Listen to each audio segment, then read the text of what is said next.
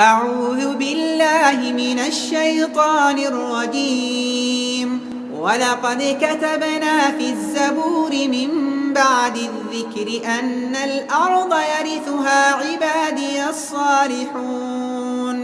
إن في هذا لبلاغا لقوم عابدين وما أرسلناك إلا رحمة للعالمين قل إنما يوحى إلي أنما إله duruqda ama sida loo xaliyo khilaafaadka muslimiinta dhexdooda yimaada iyo diintu qawaacida ay u dejisay ayuu ku saabsanaan doonaa insha allahu tacaala. mawduucaas waxaa noo kala dhigi doonaa fadiilada sheekh mustafa ayaan kusoo dhaweynayaa, falyatafadal mashkuura.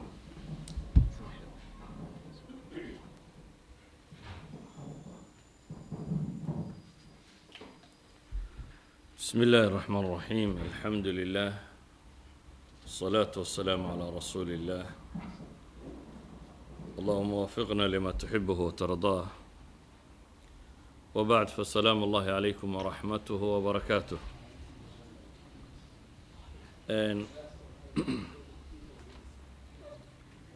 موضوعا قصة في سبل إنهاء الخلاف أما سبل إنهاء الخصومة، wadooyinka loo maro bini aadamka sida loo xalilo mushkilaadkiisa. waxaynu naqaanaa min طabiicati اlbashar waxaa ka mid ah wakhti kasta iyo zaman kasta uu nool yahay isu imaatinkiisu khayr iyo sharba wuu wataa. bini aadamku inuu meel wada dego oo isu yimaado oo wax wada wadaagaa khayr badan bay wadataa, waayo waxaa la isku kordhinaya waxa weeyaan waa xoog iyo caqli iyo talo iyo ra'yi iyo cudud ayuu isku biirinaya bini aadamku markuu isu yimaado. laakiin taa waxaa kaloo la socota bini aadamku malaa'ig maaha oo qof waliba isagoo saxan oo aan wax qalada wadan ma soo biirayo. wuxuu soo biiraya qof waliba isagoo nuqsaantiisa iyo mushkiladiisa wata iyo ra'yigiisa gaarka ee khilaafsan aaraa'da bini aadamka kale iyo raqabaadkiisa doonistiisa. bini aadamka waxaa ku wada abuuran raqabaad, waa mawaadic alimtixaan, meelaha ilaahay subxaana wa tacaala inugu itixaamay inaynu leenahay qofka bini aadamkii waxyaabo awoodo uu khayrna u adeegsan karo, sharna u adeegsan karo. bini aadamku inuu muuqduu jeceliyay, inuu hanti yeeshuu jeceliyay, inuu ka noqduu jeceliyay. waxaasoo dhamme waxay ka mid tahay waxyaabaha ilaahay subxaana wa tacaala uu bini aadamka ku abuuray. waxaa la yaqaanaa markaa bini aadamku xataa hooyo quri ha wada dhashee inay noloshooda ka mid tahay inay murmaan ama doodaan ama iskhilaafaan. waxaa habboon markaa in dadku garanayo sida mushkiladda loo xalilo ama looga tallaabo. dadyowgan galbeedka degan ee isku daya inay caqligooda isticmaalaan reconciliation methods bay leeyihin, qaabab mushkilaadka bini aadamka ay u xalilaan iyaga dhexdooda. shareecada islaamiga waxay leedahay qaabab loogu talagalay bini aadamka waxa u dhaxeeya in lagu xalilo. 3 dariiqo mid buu maraa oo jaranjar ah. 3daa dariiqo in sha allahu tacaala waxaan isku dayi doonaa mid kasta inaan deris ka akhriyo haddii ay suurtowdo. ima in alcafu, forgiveness, in dadka bardul qaataan oo can طariiqi اlixsaan ay maraan oo ay aqbalaan xuquuq ay lahaayeen inay ka tanaasulaan si bulshadu ay u wada socon karto ay middeeda u ahaato. iyo imaa in طariiqi اlmusaalaxa, heshiis la galo, atraafta is haysta ama dacallada aaraada ku kala gedisan cid waliba inay wax ka tanaasusho oo meel dhexe consensus la sameeyo, meel dhexe in la isugu yimaado in la sameeyo. ama طariiqa saddexaad oo ah almuxaakama aw الtaxaakum, xeer iyo qaanuun dadku uu ku midaysan yaho la garanayo oo qof waliba uu garanayo xaqa uu ku leeyahay iyo waxa ugu qoran inay dadku isula noqdaan oo lagu gartamo oo lagu kala baxo saddexdaa dariiqa sharcigu jideeyey mid ka mid a in la maro saddexduba waxay u baahan yihiin dadku inay si fiican u fahmaan si ballaadhan u gartaan waxa looga jeedo waxaan hadda soo bandhigi ka koowaad oo ah alcafu in laysu dulqaato ama si cafwi in lala yimaado doctor onis nin la yidhahdaa wuxuu tilmaamayaa aayaadka qur-aan ee mucjab almufahraska markaan baadhay buu leeyahy waxaa ku soo arooray 44 aayadood oo ka warramaya can ilcafwi waasafx yacni waxaad garan kartaa rabbi subxaanahu wa tacaala siduu ahmiyadda u siiyey qur-aanka waxaa ku soo arooray buu leeyahay 44 aayadood qiyaas hal mowduuc ama hal shay oo 44 aayadood oo qur-aan ay magac dhabayaan oo ka warramayaan بعضها وحكى من آيات كاسي مثلا إلهي سبحانه وتعالى وجزاء سيئة سيئة مثلها لبها دي اللي جيشته أما مشكلة دو جيشته إن لقينا جيشته حق بعض بيضه لكن إلهي وحلي فمن عفا واصلح فأجره على الله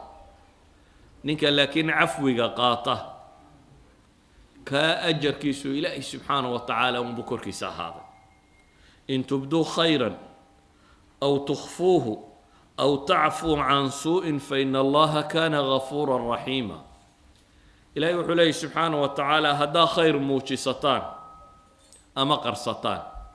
يعني وحيابا خير كهدا تكرو قبطه يضل واركيه أما يسقو السركو أن عندكو وغينات سميسو أو تعفو عن سوء بإلهي وحال السمية خير كلا السميني iyo cafis iyo dulqaad aad ula timi xumo lagugu sameeyey inay labadaba laba khayr yihiin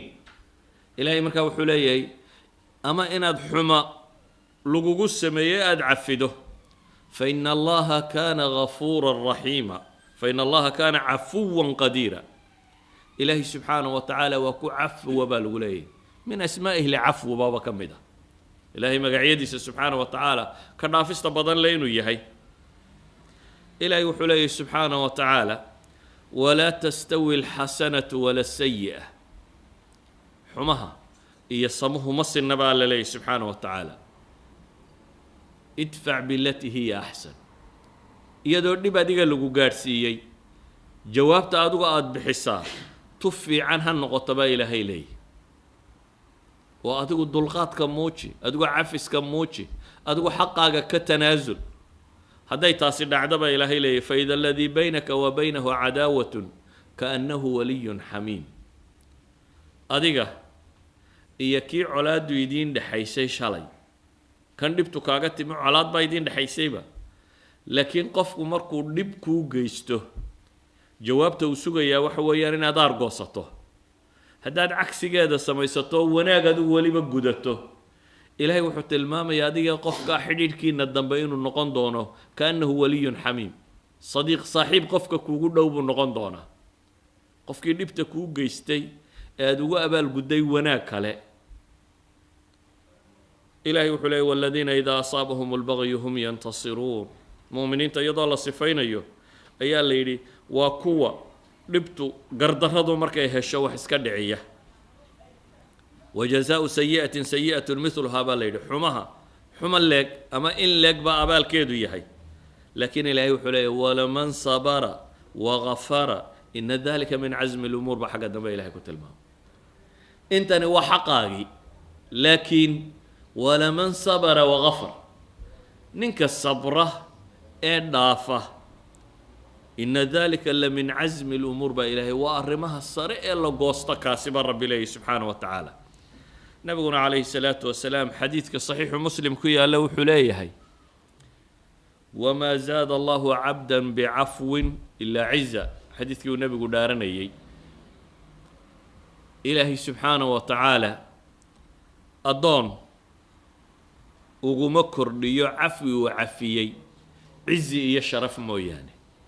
يعني عفوiga lagama dhaxla buu nabigu leeyahay calayhi salaatu wasalaam mahaana iyo dulli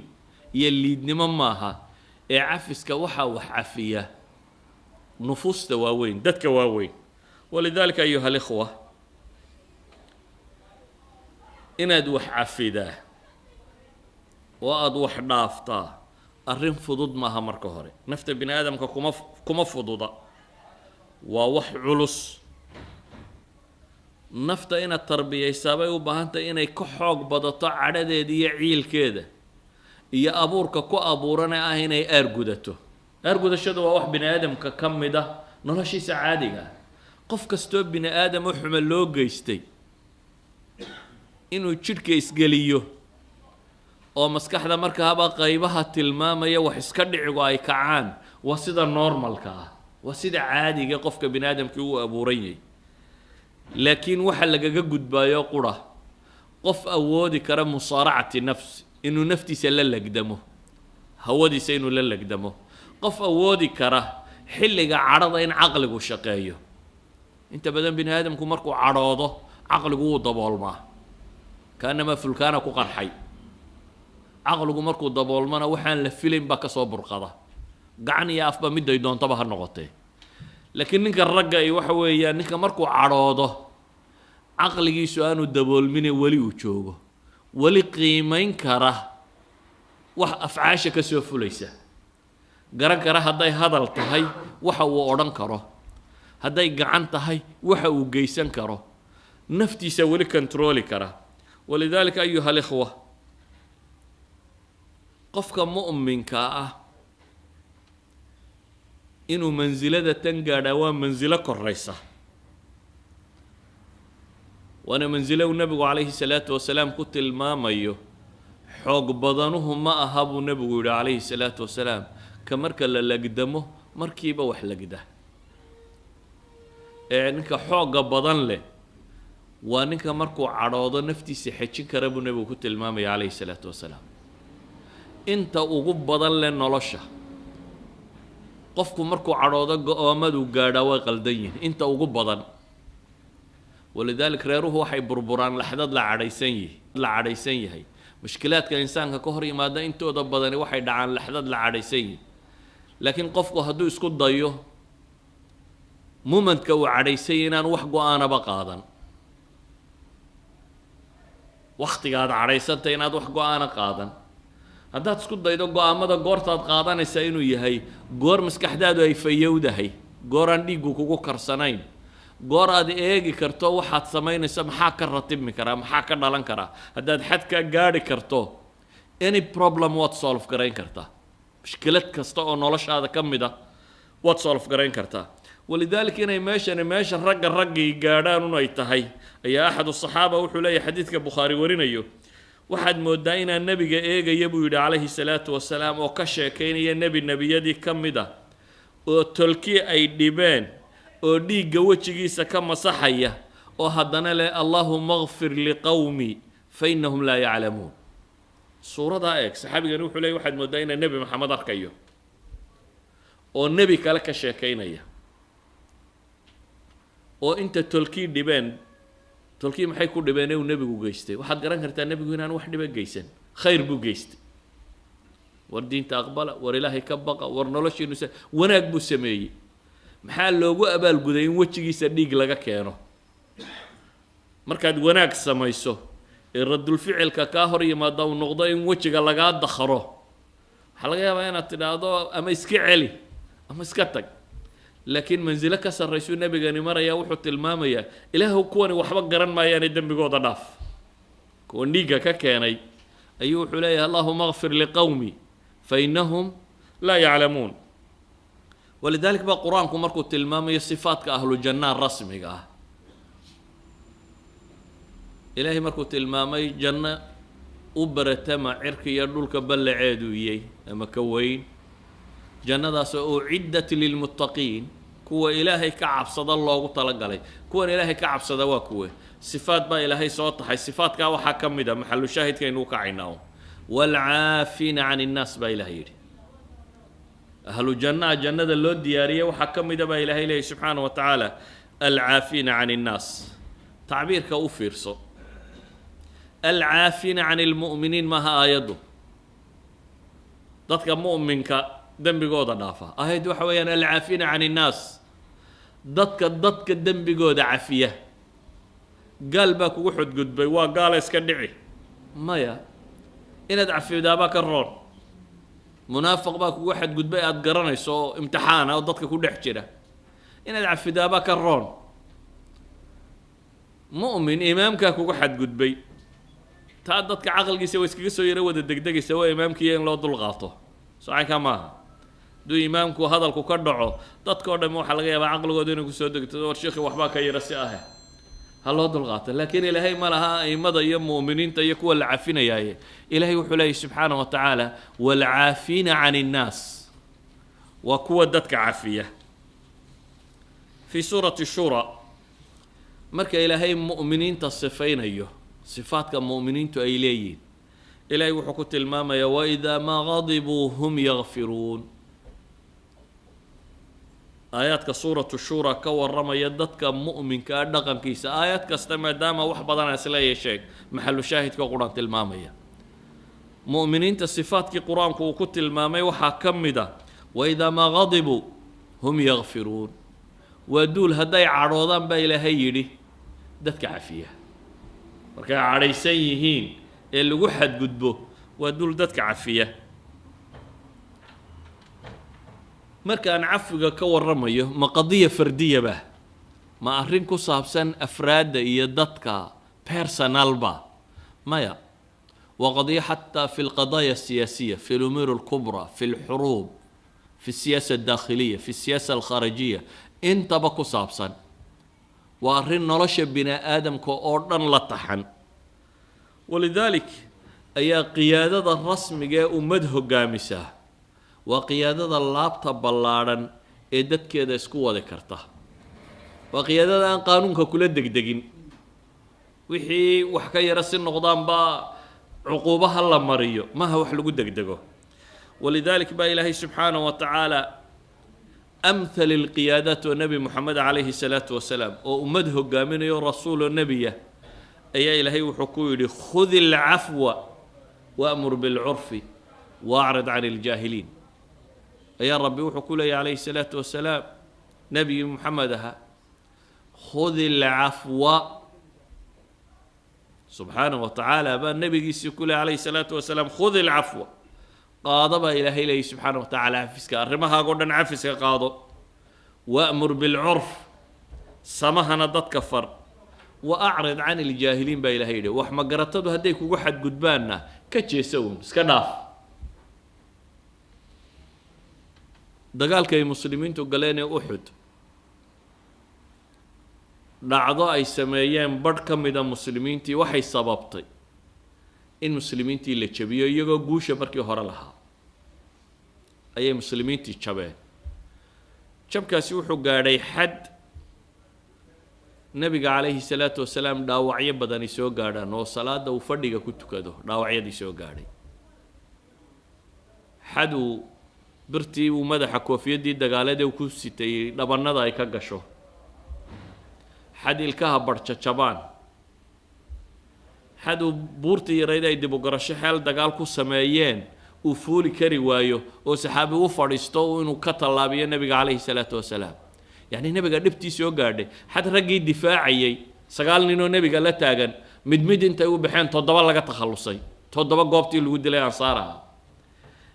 حدو قد كو دعي النبي قول الله قضي وركو ياريب النبي محمد الله دلي وحو قاردي دقال كان حد صحابة النبي قال لا دقال قشا انت يتشبطي عرركي بقى عرركي ركم مدي اي مدينة قالين قوبتي دقال انت لقى ياعي محي تولي يوم زحفو دعي والله قالي محي مدينة لقالي waxay ahayd waaqacadani ra'yigii talada ee uu nabigu markii hore soo jeediyay waxay idin Madiina gudaheeda lagu dagaal galo laakiin dhalinyarada iyo saxaabada u badnayd ay dhahay may dabada inoo saaro gaalada inaga horgey maxaynu meesha u difaac uga galeynaa taladiisii markii dambe ay khilaafeen mushkiladani ka sii dhacday kale ee qoladii buurta ka soo baxday waxa soo dhacday iyadoo dhaceen ayaa ilaahay qur-aan soo dejiyay uu masaladan ka warramayo iyo nebi maxamed waxa laga rabo calayhi salaatu wasalaam oo maamulihii ummaddani qaabku u hogaamin lahaa fiirso markaa sawirkaa intaad qabato bal aayaddanna ku eeg markaa ilaahay wuxuu leeyay fabimaa raxmatin min allahi linta lahu walow kunta fadan galiida alqalbi lanfaduu min xawlik facfu canhum wastakfir lahum washaawirhum fi lamr ilaahay subxaanahu wa tacaala wuxuu leeyahay naxariista ilaahay daraaddeed ayaad ugu dabacsanaatay dadka kan yacni naxariis anigu aan ku siiyey baa rabbi leeyahy subxaanahu wa tacaala daraaddeed ayaad noqotay qof dabacsan oo saxaabadiisa u dabacsan kow ee haddaad ahaan lahayd baa ilaahay leeyahy mid dabeecad adag oo qalbi engegan dadku way kaa yaacayahayn walow xaqana sheege dabcigaaga iyo kaljarka hadduu yahay qof adag oo qallafsan dadku way iskaga kaa tegi lahaayeen baa ilahay yidhi subxaana wa tacaala saxaabadii waxaas ka dhaceen oo gaf ahi maxay kula dhaqan baa la yidhi ilaahay wuxuu yidhi facfu canhum dembigoodii dhaaf wixii ay dhib geysteen iska cafi bale wastakfir lahum baa ilaahay yidhi ilaahayna dembi dhaaf u weydii markaasaa waxaa kaloo rabbi leeyahay washaawirhum fi lamri arrinkana kala tasho oo dadku talada waxbay ku leeyihin iyagoo jabay iyagoo dhibtan sameeyey iyagoo caynka sameeyey annagunbaa u haynayna talada maaha ilaahay nebigiisii moxamed oo aan cidina ka caqli badnayn oo waxyi ku soo degayo oo rasuul ilaahay ah ayuu wuxuu leeyahay washaawirhum fi lamri kuwii waxaan sameeyey ayaa la leeyahay weli talada waxbay ku leeyihiine talada wax ka sii baa ilahay yidhi subxaana wa tacaala aayaadkani waxay tilmaamayaan marka fi siyaasa daakhiliya qaadada ummaddu inay noqoto qaado dadkeeda la tashanaysa nooc kastoo ay yihiinba isla markaana inay noqdaan qaado ku sifooba dhacdooyinka shacabkooda ka dhaca dad aqbali kara inay cafiyaan oo dul qaadan kara nebigu calayhi salaatu wasalaam masalat alcafwi fi siyaasa alkhaarijiya buu ku isticmaalay oo waa maxay reer maka oo dilay oo dhibay oo saxaabadiisii wixii loogaa u geystay oo saaray ayuu haddana in badan cafinayay sanadkii ay culammadu ku tilmaamaan caamil xusni markii uu dhacay ee nebiga ciddii wax ka rabaysay kusii dhadhoweyd khadiijo iyo abi aalib iyo ay geeriyoodeen ee reer maki aada ugu adkaadeen wuxuu isku dayay dacwadiisa bal inuu meel kale geyn karo siiba qabiilkii thaqiif lo odhan jiray daa'if deganaa inuu la hadli karo daa'if buu tegey isagoo isla diinta u bandhig iyaguna sufahadoodii iyo waxmagaradkoodii iyo carruurtii bay ku direen markaasaaba dhagax lagaga soo saaray iyagoo cagaa dhiig ka keenay siday u garaacayeen buu iskaga soo noqday xadiidka saxiixii wuxuu tilmaamaya inuu nebigu leeyahy waan dhaqaaqay uun ilaa iyo xataa waxaan miiraabay buu nebigu tilmaamaya ifaaqa markan qarnu thacaalib meel la yidhaaha markuu marayo unbuu gartay meeshaan uu marayo dhaqaaqu iskaga dhaqaaqay yacni wixii loogu waajahay iyadoo sidaasi dhacday ayaa ilaahay malag u soo diray malag baa ilaahay u soo diray nebiyullaahi moxamed calayhi salaatu wasalaam xadiidka saxiixeynka ku yaalla malagga kani risaalu sida uu rabbigii ka sido oo nebi maxamed u sido message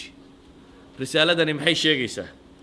yaa muxamed ina allaha qad samica qowla qowmik nebi moxamedow ilaahay waa maqlay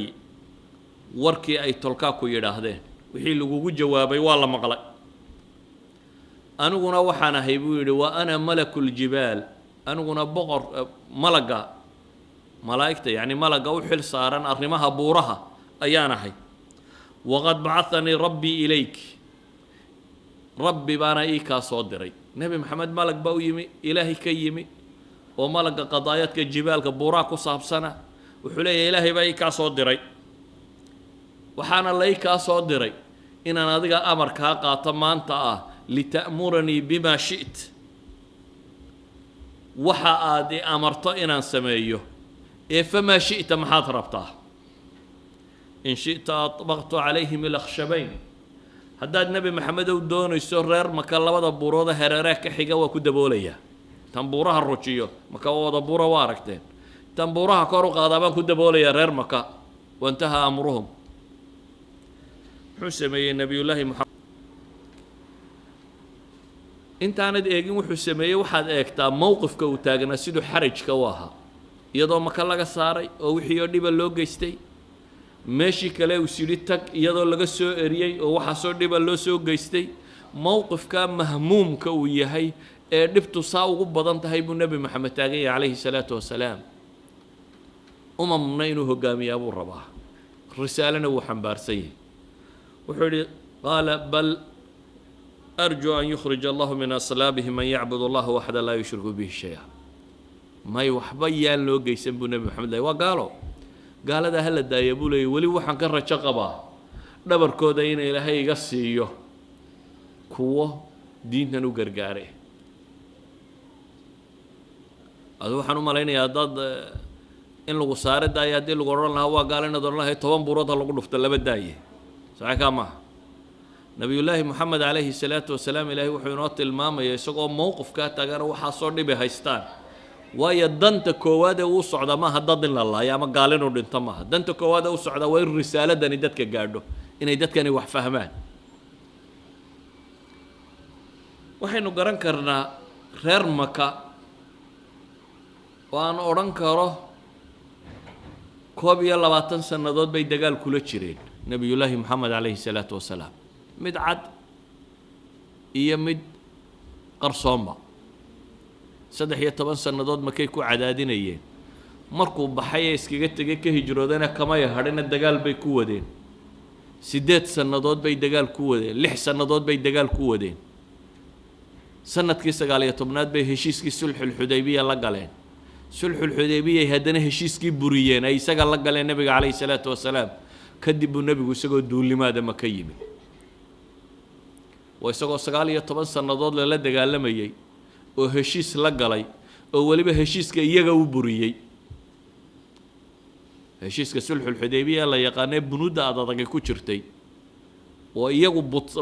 bursadeen baynu odhan karnaa wixii heshiiska ku qoraa haddana kiina way buriyeen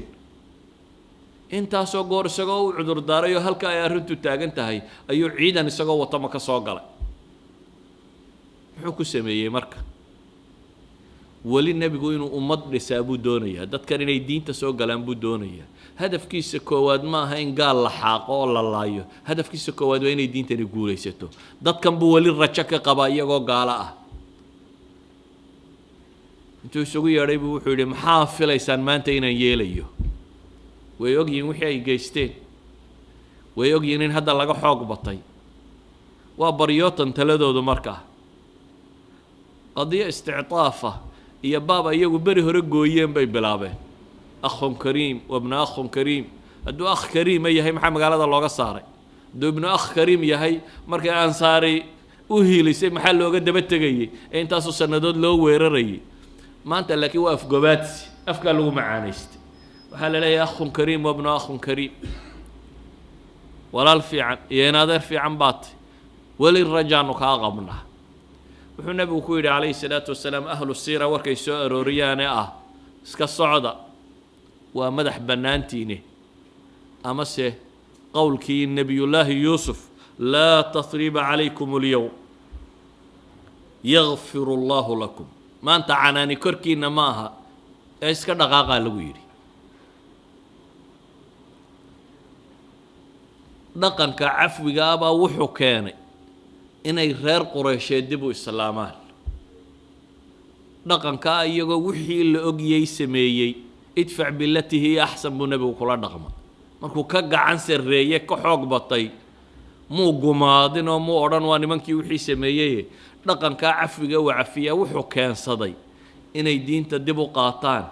oo ay noqdaan difaaci koowaad ee ummadda muslimiinta ee islaamka kan faafiyey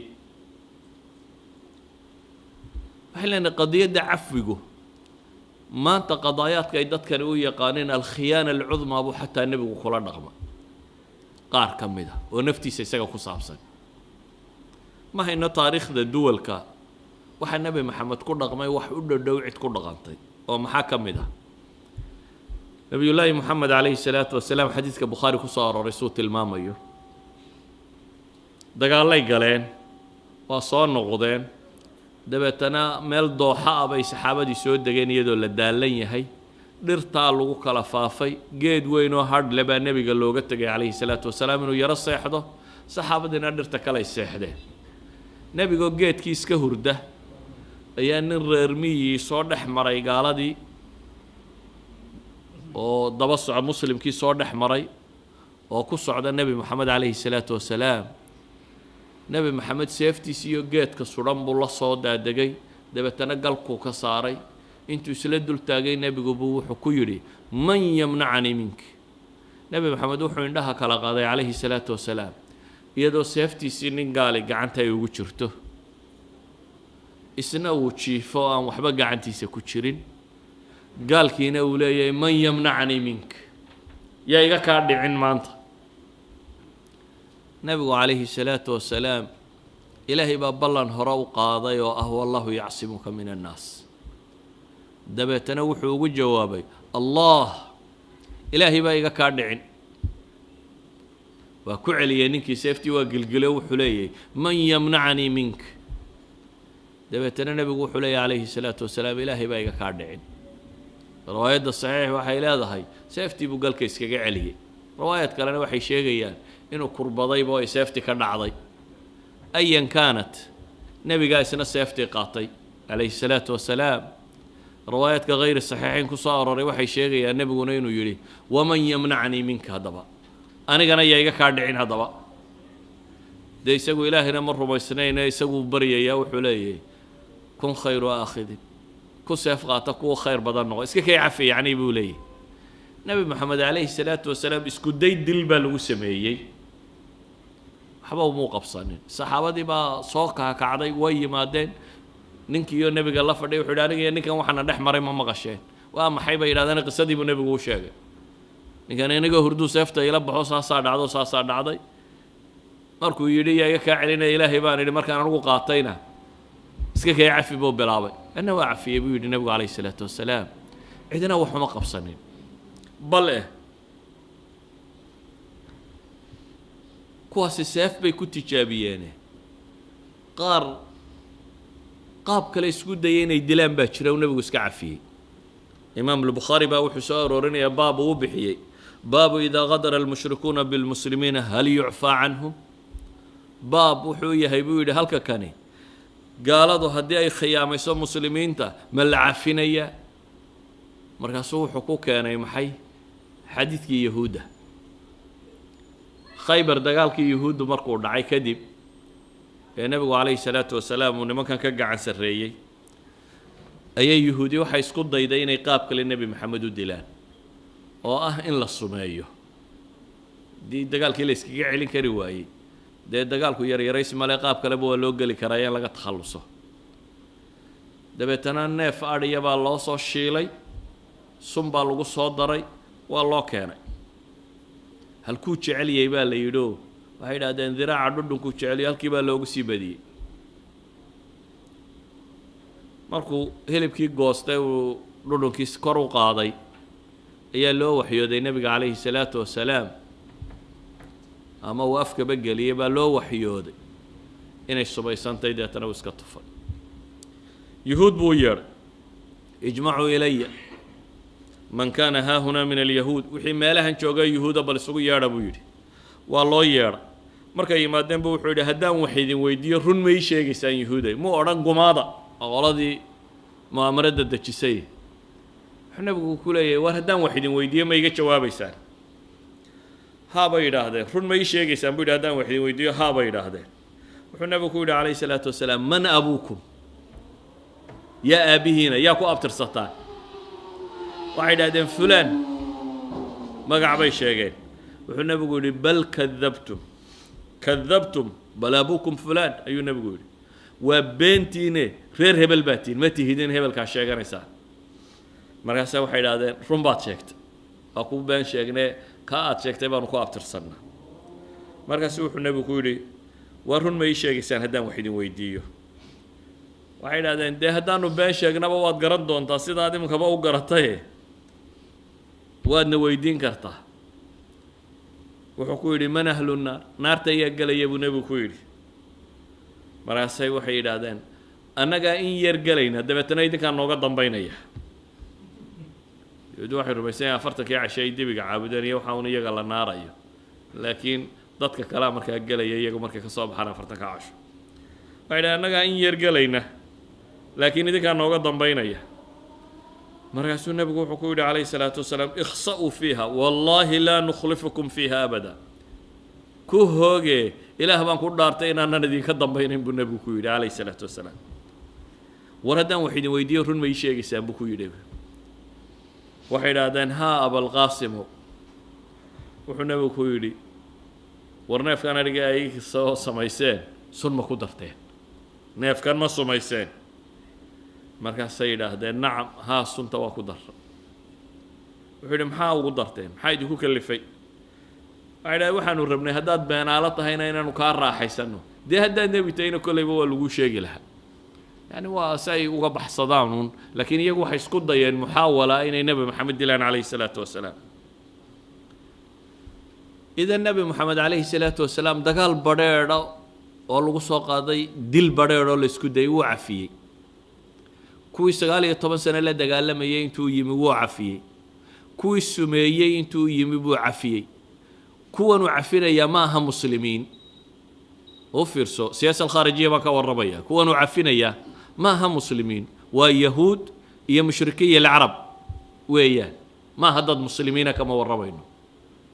idan qaacidada nebi maxamed ee akhlaaqiyaadkiisa ku saabsane waxay ahayd xadiidkii bukhaari aan iswarinayay man taqama linafsihi abada nebi maxamed wax isaga la gaadhsiiyey weligii ma aargudanin yacni ariiqatuh fii xalli alqadaaya almushkila hadday isaga ku saabsiisan tahay waxay ahayd maxay alcafu la almusaalaxa wala almuxaakama waxaa ariiqo isaga asal oo ahaa maxay inuu nebi maxamed calayhi salaatu wasalaam cafiya dadka oo iska dhaafo idan ayuha alikhwa waxaynu leenahay cafigu waa mas'ala asal ka ah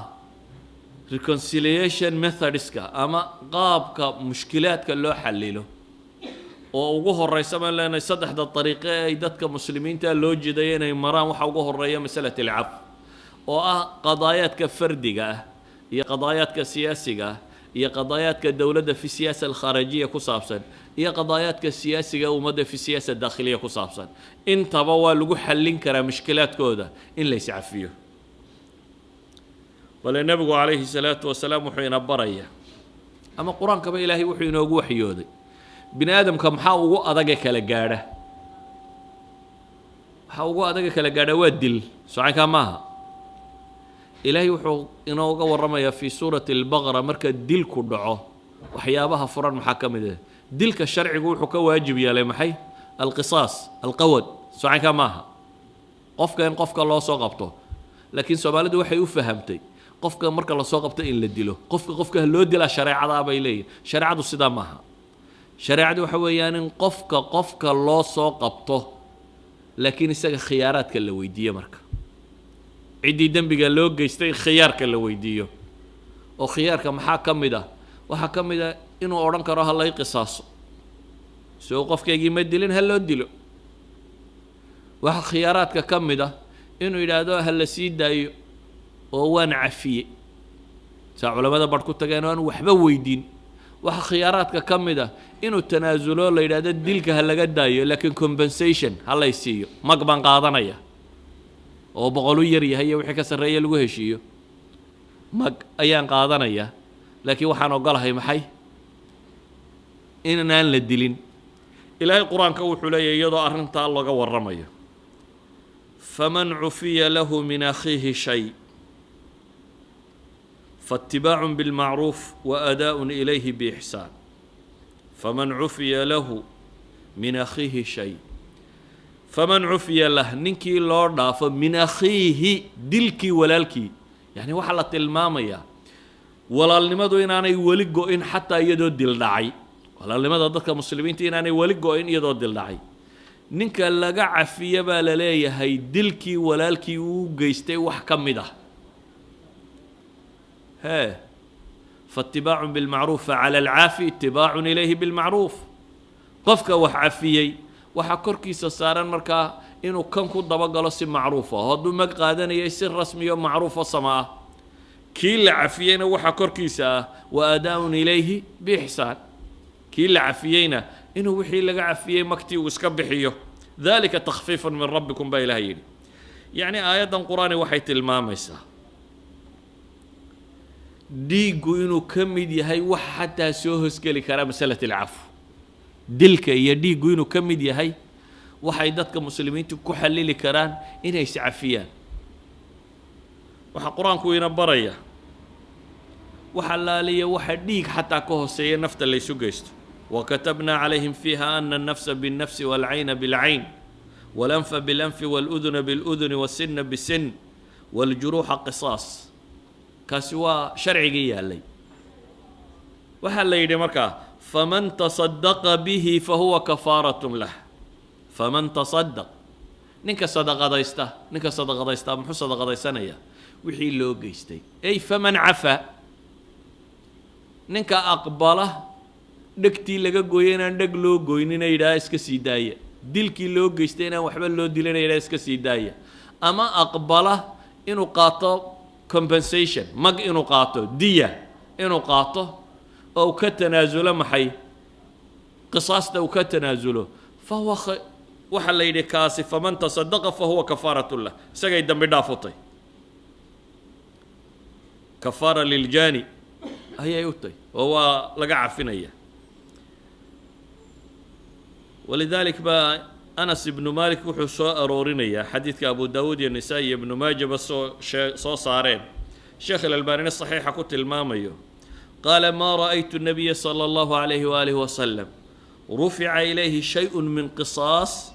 إلا أمر فيه بالعفو ما نرقب لي النبي عليه الصلاة والسلام الله سو بندقي أرن قصاص كسابسا دل ليسو هايستو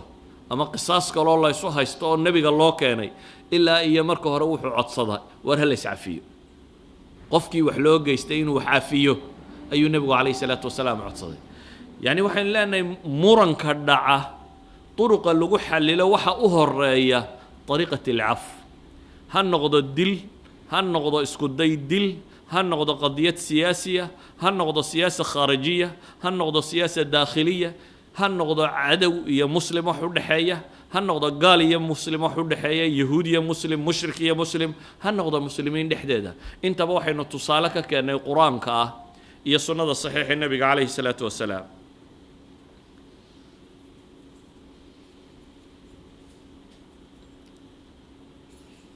isaga dilka aanu kaska u dhicin مثلا حديث بخاري أرورينا كصاب سنة إن أحد دينو كورميني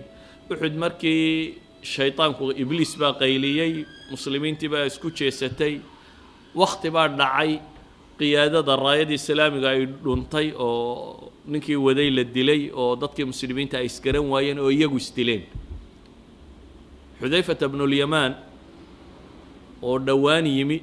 dagaalkii badar kamuu qayb gelinay waa kii nabigu ka cafiyay markuu heshiiska la soo galay quraysh isagii aabihii oo dhexda ku jira markii la qabtay oo heshiiska la galay markay yimaadeen badar kadib uxud baa ay ka soo qayb galeen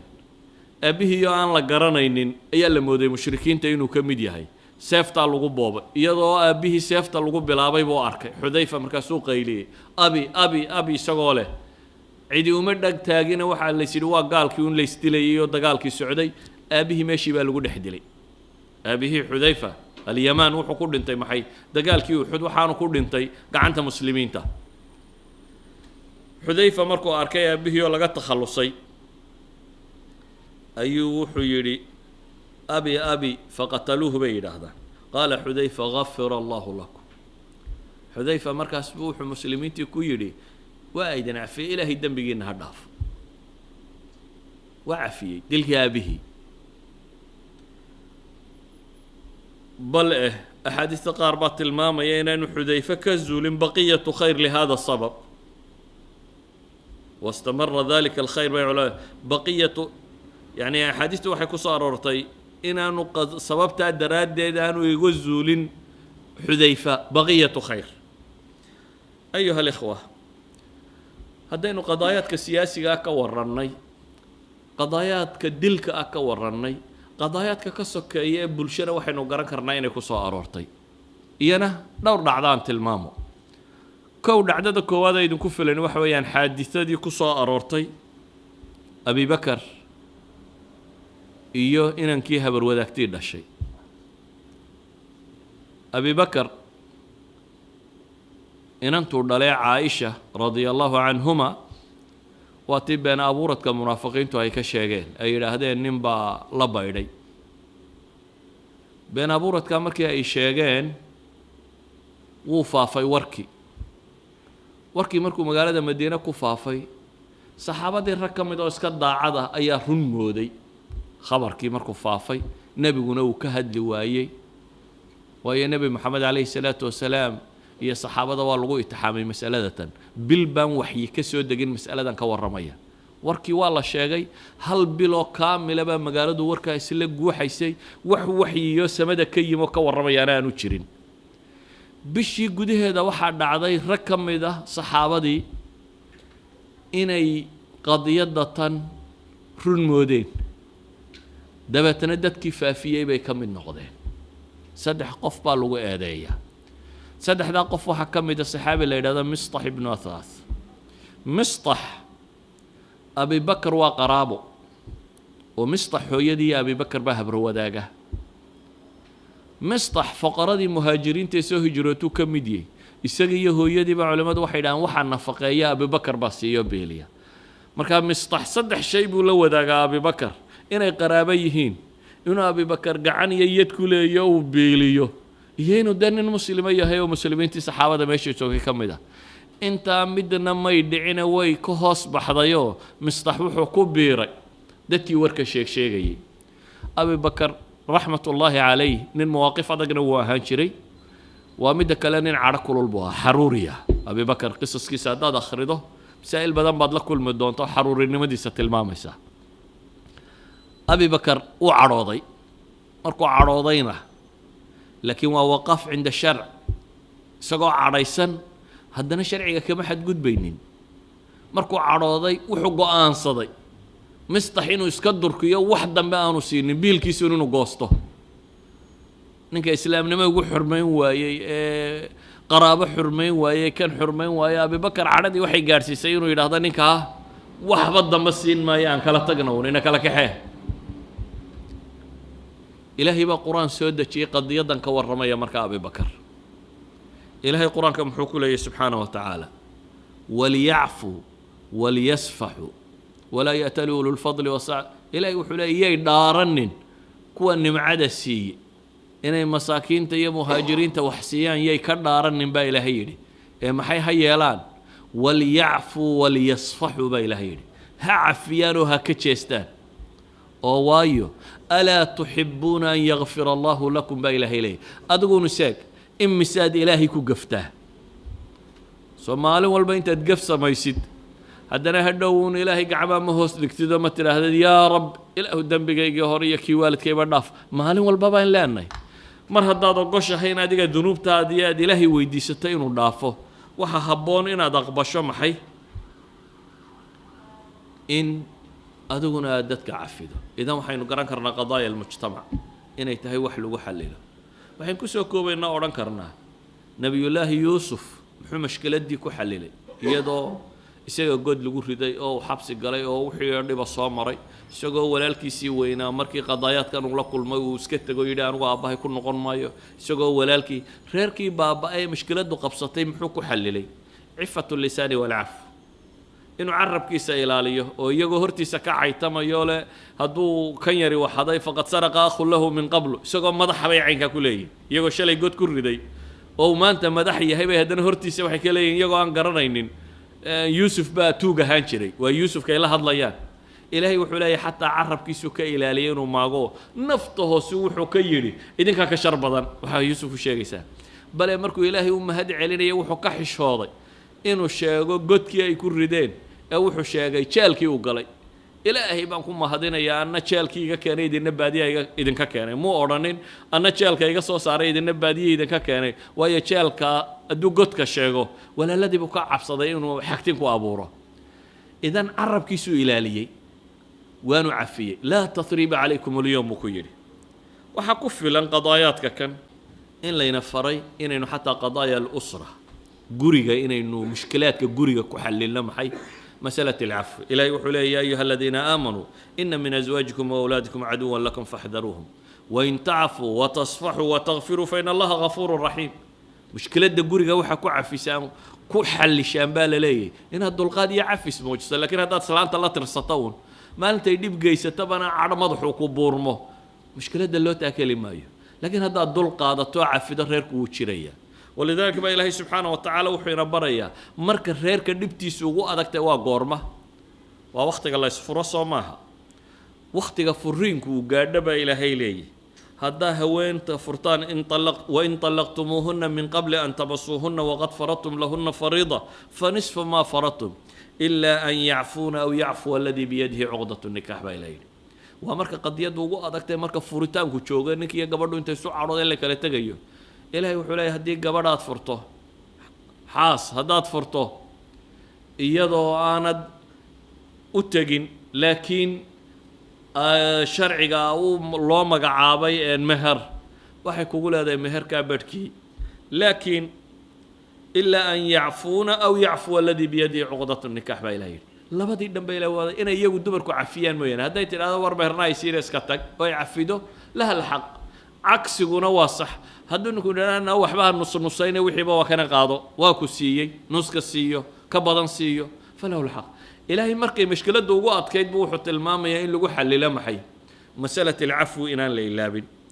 waxaan kusoo koobayaa markaa qur-aan iyo xadiid badan baynu haynaa masaladaa ku saabsan haddaynu tilmaamno qoladan reer galbeedka iyo daraasaadkoodan hadda cusubina